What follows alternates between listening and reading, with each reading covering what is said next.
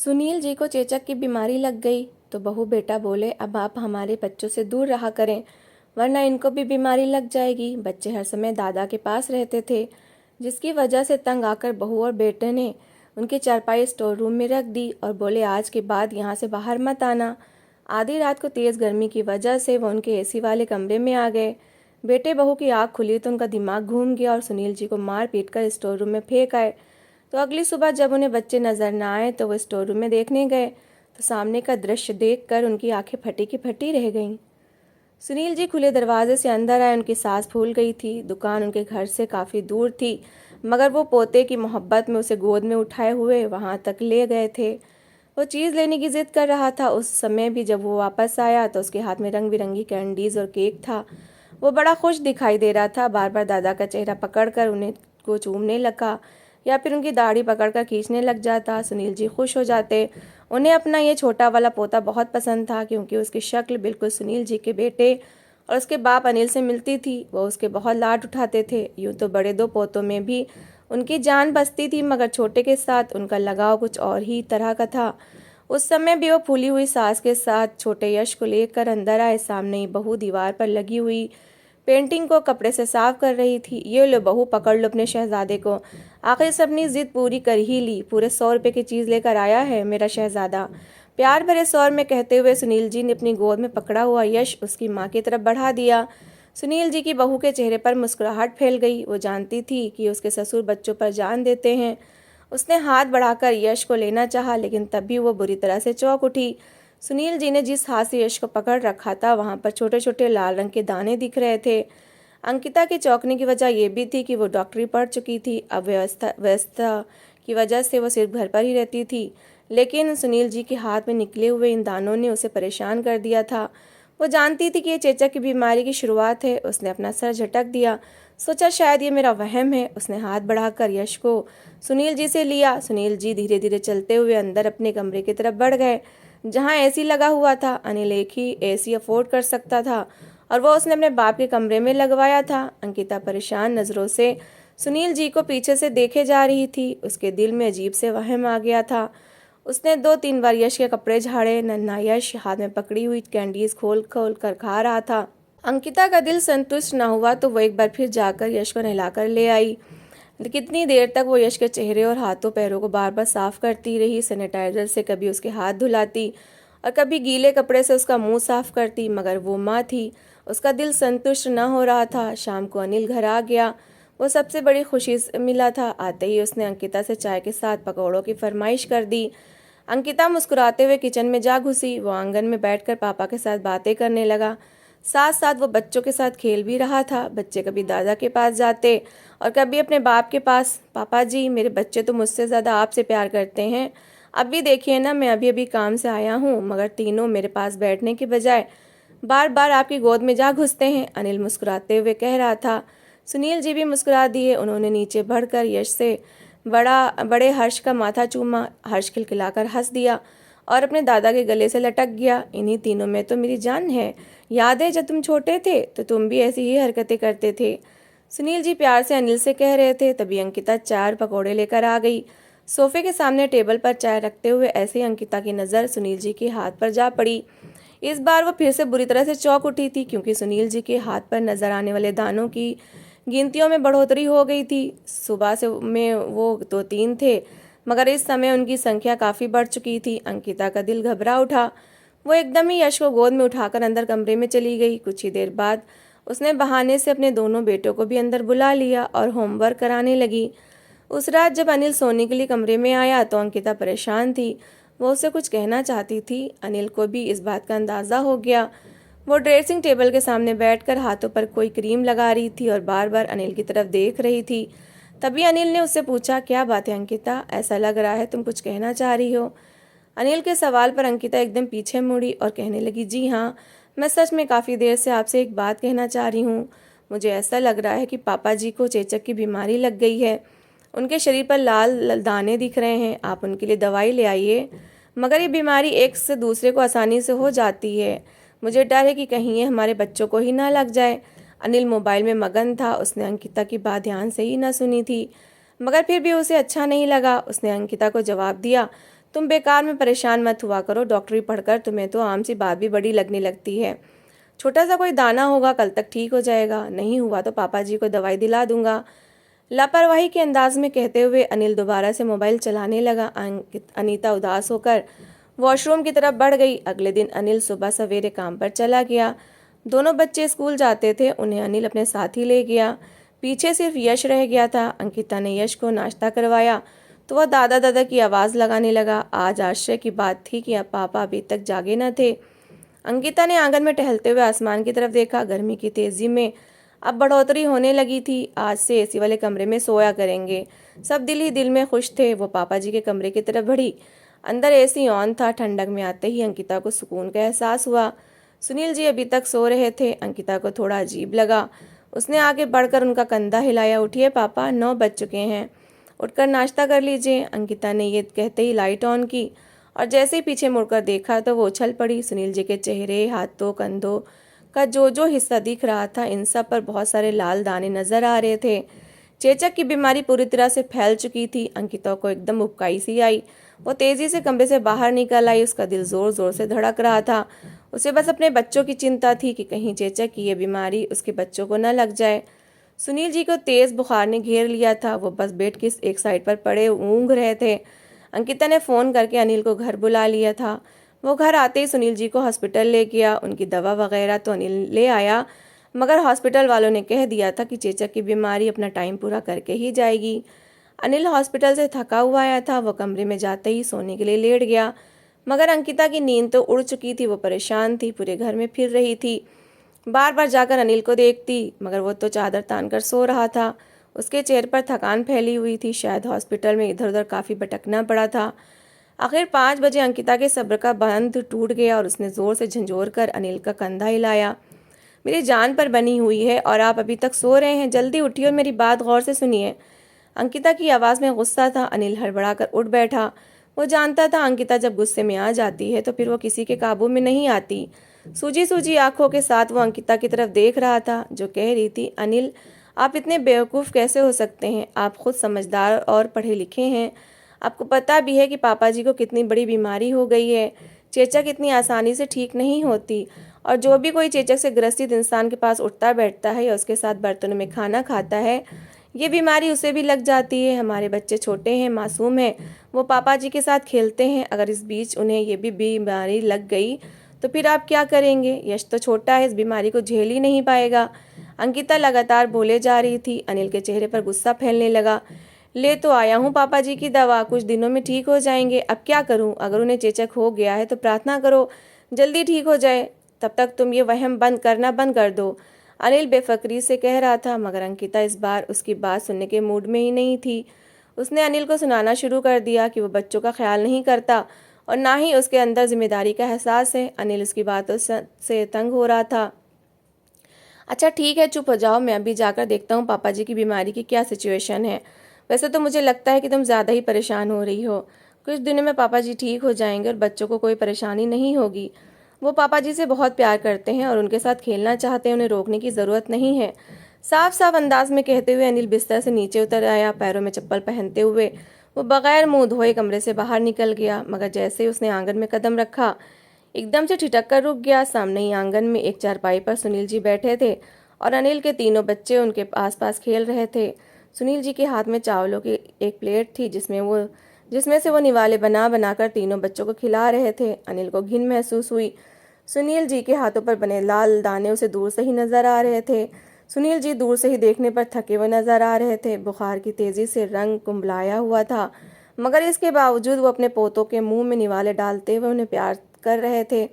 एक पल के अंदर ही अनिल के दिल में बाप के प्यार के आगे औलाद का प्यार आकर खड़ा हो गया। बच्चों की सेहत का ख्याल उसके दिमाग पर हावी हो गया। वो ये भूल गया कि जिस परेशानी से वो अपने बच्चों को बचाना चाहता है, उसी परेशानी में उसका बाप गिरफ्तार है। उसे याद रहा तो बस इतना कि कहीं उसके मासूम बच्चों को चेचक जैसी खतरनाक बीमारी न लग जाए। एकदम ही वो 2 कदम आगे बढ़ा। बच्चे दादा दादा करते हुए सुनील जी के साथ लिपटे जा रहे थे। वो भी कभी उनका माथा चूमते और कभी उनके गाल पर प्यार करते। घृणा की एक तेज लहर अनिल के अंदर जागी। सुनील जी के पूरे शरीर पर दाने निकल चुके थे। अनिल गौर से इस दृश्य को देख रहा था, तभी अचानक अनिल का दिमाग भग से उड़ गया। उसके छोटे बेटे यश ने दादा का हाथ पकड़े उनके हाथ पर निकला हुआ एक लाल रंग का दाना अपने हाथ से फोड़ा था। ये उसके लिए एक खेल था। दादा को तकलीफ होती तो उनके मुंह से निकलने वाली आवाज़ यश को खुशी देती। वो खिलखिला पड़ता। मगर अनिल को अंदर से घिन सी आने लगी। वो एक झटके से आगे बढ़ा और उसने यश को गोद में उठा लिया। क्या करते हैं पापा जी, ज़रा अपनी हालत तो देखें। आपके पूरे शरीर के ऊपर दाने निकले हुए हैं और आप बच्चों को अपने साथ खाना खिला रहे हैं। आप तो मेरे बच्चों की जान के दुश्मन बन गए हैं। यश ने आपके दानों को हाथ लगा लिया है। भगवान न करे अगर मेरे बच्चों को भी यही बीमारी लग गई तो मैं इन्हें कहाँ लेकर भागता फिरूंगा। इतने छोटे और मासूम हैं ये, इनसे भला बर्दाश्त होगी ऐसी कष्ट भरी बीमारी। जब तक आपको ये दाने निकले हुए हैं आप प्लीज़ मेरे बच्चों से दूर रहा करिए। अनिल को समझ ही ना आया कि उसने क्या से क्या कह डाला था। गुस्से की तेज़ी में वो बस बोलता ही चला गया। सुनील जी हक्का बक्का उसकी बात सुन रहे थे। बच्चे अलग डर कर खड़े हो गए थे कि पापा को अचानक क्या हो गया है। अनिल अपनी बात कहकर रुका नहीं था। वो यश को उठाकर अंदर कमरे की तरफ बढ़ गया था जहाँ अंकिता कान लगाकर उसकी और सुनील जी की बातें सुन रही थी। उसके अंदर एक खुशी की लहर दौड़ रही थी कि अनिल ने उसकी बात मान ली थी। तभी एक झटके से दरवाज़ा खुला और अनिल यश को उठाए अंदर आया। ये लो, इसे डिटॉल से नहलाओ, न जाने कितने कीटाणु इसके साथ चिपक गए होंगे। पापा जी भी हद करते हैं, ना अपना ख्याल है और ना ही बच्चों का। पहले परहेज़ ना करके खुद को इतनी बुरी बुरी बीमारी लगा ली है और अब बच्चों के पीछे पड़ गए हैं। अनिल लगातार मुँह ही मुँह में बड़बड़ा रहा था। अंकिता खुशी से उछल पड़ी थी मगर उसने खामोशी से यश को गोद में उठाया और वॉशरूम में घुस गई। थोड़ी देर बाद जब उसे नहलाकर बाहर निकली तो अनिल मोबाइल में बिजी था। यश को कपड़े पहनाते हुए अंकिता लगातार बोलती रही, आपने बिल्कुल ठीक किया, पापा जी को कुछ समय के लिए बच्चों से दूर रहना चाहिए। मगर वो ये बात समझे तब ना, अगर उन्हें कोई कुछ कहे तो उन्हें बुरा लग जाता है। अंकिता शुरू से ही ससुर को ज़्यादा पसंद न करती थी मगर अब तो मौका मिला था इसलिए उसके अंदर उबाल कर बाहर आ रहा था। अनिल ने भी सहमति से सिर झटक दिया। बाहर आंगन में बैठे हुए सुनील जी की आंखों से एक आंसू निकला और उनकी शर्ट के कॉलर में जज्ब हो गया। चेचक की वजह से वो पहले ही दर्द महसूस कर रहे थे मगर जो दर्द उन्हें उनके बेटे के व्यवहार ने दिया था वो तो इस बीमारी ने भी ना दिया था। अनिल के दोनों बेटे डर कर दादा से दूर होकर खड़े हो गए थे। शायद उन्हें भी पता चल गया था कि दादा के पास जाने से माँ बाप गुस्सा होंगे। वो खामोशी से माँ के कमरे की तरफ बढ़ गए। सुनील जी चावलों की प्लेट हाथ में लिए चुपचाप बैठे रह गए। चेचक के साथ साथ सुनील जी को उल्टियाँ और मोशन भी लग गए। अनिल एक बार फिर उन्हें हॉस्पिटल में दिखाकर घर ले आया मगर इस बार उसकी घृणा बढ़ चुकी थी। सुनील जी कहीं आने जाने के भी काबिल ना रहे थे। बड़ी मुश्किल से उठकर बस वॉशरूम तक ही जाते थे और अपनी चारपाई में पड़े रहते। उनकी वजह से एसी वाले कमरे में अंकिता को घिन महसूस होती थी। गर्मी और बढ़ने लगी। उस रात भी उमस ऐसी थी कि सांस लेने में भी मुश्किल हो रही थी। अंकिता कमरे में बच्चों को लेटाकर बार बार करवटें बदल रही थी। बेड का गद्दा उसे बहुत गर्म लग रहा था। वो कई बार अनिल से कह चुकी थी कि अब एसी वाले कमरे में सोने के दिन आ गए हैं और रात में बच्चे गर्मी की वजह से बार बार जाग जाते हैं। अंकिता ने यश को नहलाकर सुलाया ही था कि थोड़ी देर के बाद कमरे का पंखा एक ज़ोरदार आवाज़ के साथ बंद हो गया। अनिल के चेहरे पर परेशानी फैल गई कि अब इसे क्या हो गया है। अचानक बंद हो गया। मुँह ही मुँह में बड़बड़ाते हुए वो उठकर अपने टूल्स निकालने लगा। जल्दी करें अनिल, कहीं बच्चे ना जाग जाएं, अंकिता परेशानी से कह उठी। अनिल पंखे को चेक करते हुए देख रहा था। उसमें से जलने की स्मेल आ रही थी। ये तो जल गया है। बच्चों को उठाओ और पापा जी के कमरे में ले चलो। वो कमरा बड़ा है और वहाँ पर एसी भी लगा हुआ है। नीचे सबके बिस्तर लगाओ, आज हम सब वहीं सोएंगे। अनिल की बात पर अंकिता खुशी से उछली। फौरन उसने पापा जी के कमरे का दरवाज़ा खोला मगर अपने मुंह पर हाथ रखकर रह गई। सुनील जी के कमरे में अजीब सी बदबू फैली हुई थी। कुछ ही देर बाद अनिल भी कमरे में आ गया। अनिल ने आगे बढ़कर सुनील जी के शरीर को ध्यान से देखा। दाने अब ज़्यादा होते जा रहे थे। अनिल के चेहरे पर चिंता की लहर दिखाई दी। उसने एक नज़र पलटकर देखा। अंकिता ने दोनों बच्चों को उठाया हुआ था और उन्हें सुलाने के लिए ले आई थी। एक ही पल में अनिल ने फैसला कर लिया। वो मुड़ा और उसने सुनील जी का कंधा हिलाकर उन्हें झिंझोर दिया। पापा जी उठिए, मेरे कमरे का पंखा जल गया है। मजबूरन मुझे और अंकिता को बच्चों के साथ यहाँ सोना पड़ेगा। आपकी तबीयत ठीक नहीं है, एसी में सोना भी आपके लिए अच्छा नहीं, इसलिए चलिए मैं आपकी कहीं और जगह बना देता हूँ। सुनील जी दवाइयों के असर से सो रहे थे। हड़बड़ाकर उठ बैठे। वो लाल आंखों से अपने बेटे अनिल को देख रहे थे जो नया आदेश जारी कर रहा था। उन्हें उसकी बात समझने में कुछ देर लगी। अनिल ने फिर से अपनी बात दोहराई तो मजबूरन सुनील जी उठ खड़े हुए। बेटे की बात को मना करना उनके बस में न था। अनिल उन्हें तकरीबन घसीटता हुआ बाहर ले आया। घर में 2 ही कमरे थे। एक अनिल का और दूसरा एसी वाला, तीसरा स्टोर रूम था जिसमें ज़माने भर का कबाड़ जमा था। अनिल कुछ पल तक सोचता रहा और फिर उसने सुनील जी की चारपाई स्टोर रूम में डाल दी। सुनील जी खामोशी से सब कुछ देख रहे थे। वो कुछ न बोले। पापा जी, आप यहाँ सो जाइए, जब तक आपकी तबीयत ठीक नहीं हो जाती आपका एसी में सोना ठीक नहीं। जब आप ठीक हो जाएंगे तो आप अपना कमरा वापस ले लीजिएगा। रूखे स्वर में कहता हुआ अनिल पलटकर वापस कमरे में चला गया। सुनील जी वहीं खड़े रह गए। थोड़ी देर के बाद एसी वाले कमरे में जाकर अनिल ने दरवाज़ा बंद कर दिया। सुनील जी खामोशी से स्टोर रूम में जाकर अपनी चारपाई पर लेट गए। वहाँ मच्छर बहुत थे और गर्मी भी थी। सुनील जी खामोशी से आंखें बंद किए नींद की वादियों में उतर गए। उन्हें पता ही न चला। 2 दिन इसी तरह गुजर गए, मगर तीसरी रात बहुत ज़्यादा गर्मी थी। पूरा दिन सूरज आग उगलता रहा था और रात के समय भी उमस जान निकाल रही थी। अंकिता शाम से ही बच्चों को लेकर एसी वाले कमरे में लेट चुकी थी। अनिल भी आते ही वहां जाकर लेट गया था। एसी की ठंडी हवा में अपने बच्चों के साथ वो मज़े से सो रहे थे, मगर स्टोर रूम में सुनील जी का बुरा हाल था। मच्छरों ने काट काट कर उनके शरीर पर निशान बना दिए थे। वो पहले ही दाने और बुखार के कष्ट में गिरफ्तार थे। उनका वहाँ बैठना भी मुश्किल हो रहा था। जब उनकी बर्दाश्त से बाहर हो गया तो वो बड़ी मुश्किल से उठे और चलते हुए एसी वाले कमरे के दरवाजे तक आए। वो अनिल से परमिशन लेना चाहते थे कि आज की रात वो अंदर कमरे में सोकर गुजार लें। उन्होंने हल्के से दरवाजे पर दस्तक दी, मगर कोई न बोला। 2-3 बार दस्तक के जवाब में भी किसी ने दरवाज़ा ना खोला तो सुनील जी मजबूरन दरवाज़ा खोलकर अंदर चले गए। दरवाजे की चड़चड़ाहट से अंकिता की आँख खुल गई। वो एकदम बौखला गई थी। अनिल अनिल देखो, पापा जी यहाँ आ गए हैं। रात के इस समय पापा जी बगैर परमिशन के दरवाज़ा खोलकर अंदर आ रहे हैं। आपको शर्म आनी चाहिए। अनिल जो बेड पर सो रहा था एकदम बौखलाकर उठ खड़ा हुआ। उसने आओ देखा न ताओ नींद के असर में सीधा सुनील जी को बोल पड़ा। आपको बोला भी था पापा जी कि कुछ समय वहाँ स्टोर में सो जाएं। छोटे बच्चों को आपकी वजह से बहुत खतरा है, मगर आप हैं कि सुनते ही नहीं। वो बहुत गुस्से में था।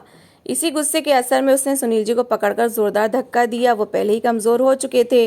सीधा जाकर दरवाजे की चौखट से टकराए। अगले पल उनके सर से खून का फव्वारा फूट पड़ा। अनिल लगातार चीखों पुकार कर रहा था। अंकिता भी बड़बड़ा रही थी। यश उठकर रोने लगा। तीनों बच्चे जाग गए थे। उन्होंने अपनी आंखों से यह सब होते हुए देखा। वो बहुत सहम गए थे। सुनील जी घबराकर लड़खड़ाते हुए कदमों से गिरते पड़ते वापस स्टोर रूम में आकर सो गए। उनका दिल सदमे से चूर हो गया। उनकी सांसें उखड़ रही थीं। अगली सुबह रोज़ की तरह हुई, मगर अनिल नहीं जानता था कि आज उसकी ज़िंदगी की कितनी बुरी सुबह है। बड़े दोनों बच्चे उठते साथ ही बाप दादा को देखने के लिए स्टोर रूम में चले गए। अगले ही पल पूरा घर बच्चों की चीखों पुकार से गूंज उठा था। अनिल भी बाथरूम से निकलकर घबरा कर स्टोर रूम की तरफ भागा। किचन में नाश्ता बनाती अंकिता भी बौखला कर स्टोर रूम की तरफ लपकी। अंदर का दृश्य सबके लिए दर्दनाक था। सुनील जी स्टोर के बीचों बीच गिरे पड़े थे। उनके आसपास खून का एक तालाब सा जमा हुआ था। उनकी आंखें खुली और सूनी थीं। रात न जाने किस समय वो चोटों का दर्द बर्दाश्त न करते हुए जान गंवा बैठे थे। ऐसी की ठंडक में सोए उनकी बहू और बेटे को खबर तक न हुई कि स्टोर रूम में क्या हुआ है। अनिल का दिल धक से रह गया। वो जान चुका था कि उसने अपना स्वर्ग अपने हाथों से खो दिया है। घुटनों के बल वहीं बैठकर वो चिल्ला चिल्ला कर रोने लगा, मगर अब क्या हो सकता था। नफरत और घिन में उसने खुद अपने बाप को मरने पर मजबूर कर दिया था। बड़ा बेटा बाहर जाकर सबको बुला लाया। मोहल्ले के लोग ये देखकर घबरा गए थे। उन्हीं में से किसी ने पुलिस को कॉल कर दी। थोड़ी देर में पुलिस भी आ गई। अंकिता बहुत घबरा गई थी। पुलिस ने इंक्वायरी की। बड़े दोनों पोतों ने रात में जो कुछ देखा था वो सब पुलिस को बता दिया। पुलिस अनिल को पकड़कर थाने ले गई। अनिल को कुछ भी होश नहीं था। उसके बस लगातार आंसू बह रहे थे। घिन और नफरत ने कैसे हंसता बसता हुआ घर उजाड़ कर रख दिया। तो दोस्तों, इस कहानी को लेकर आपकी क्या राय है, कमेंट बॉक्स में ज़रूर बताएं। और अगर कहानी अच्छी लगी हो तो प्लीज़ इसे लाइक करें। अगर आपने अभी तक हमारे चैनल को सब्सक्राइब नहीं किया तो ज़रूर कर लीजिए। तो मिलते हैं ऐसी ही एक मोटिवेशनल कहानी के साथ। Thanks for watching.